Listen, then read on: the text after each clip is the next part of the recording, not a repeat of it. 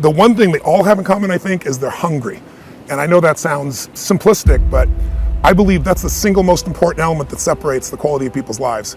It's not just the ability to have hunger, but to sustain it. Hunger means that you want more. You want more of yourself. You want to make a bigger difference. You want to be a better parent. You want to do something more than there is today, and that you don't get satisfied. Most people start out with hunger at an early stage of life and they lose it. But the people that come to me are hungry either because something's happened, they've had a birthday with a 0 on it, they've gone through a divorce, they're starting a business and they know I've got to have a different level, or they're the best in the world and they're always looking for that edge that makes the difference. I think everybody is born with hunger. Like, there's a desire to grow, to expand, to learn, and then disappointment sets in early in life for most people.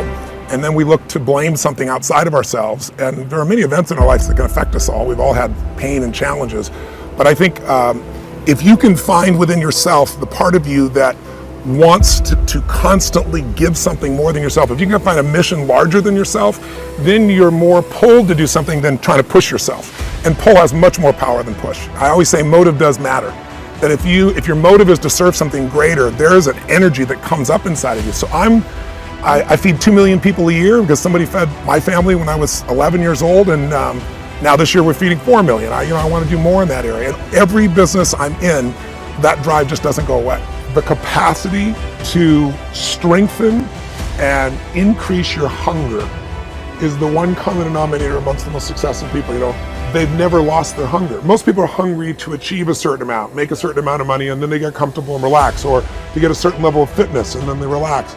But Richard is as driven today as when he was 16 years old starting. He's like on fire, and he's 65 years old. Warren Buffett is 85 years old. He's as driven today as when he began the journey, right? I believe intelligence. I love people that are wickedly smart, and I work to be wickedly smart by educating and training myself and so forth, and training my brain. There's a lot of intelligent people who can't fight their way out of a paper bag, right?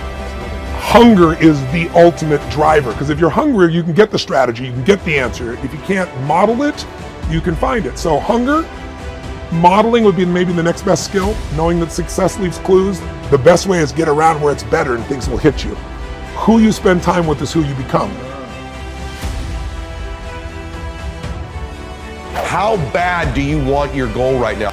Do you want it as bad as breathing? Do you want it as bad as anything you ever wanted in your life? And if you calibrate it at the highest enough levels, what I found is the people that are the hungriest, they find a way. When you know why you want something, when it's desperation, the power of being desperate is something that most people avoid. They think desperation is a weakness. And I'm here to tell you, desperation is one of the most powerful emotions you could possibly possess, because when you're desperate, you find reserves and reservoirs of ideas, talents, and a strength that you don't know you have when you find yourself in a desperate situation. So ironically, the one thing most people avoid in their life, hunger, which is caused by being desperate. When you're starving, you become desperate. So the number one thing we need more than anything to win is hunger, which comes from a state of desperation. Yet we're constantly trying to comfort ourselves in the real world to avoid the state of being desperate.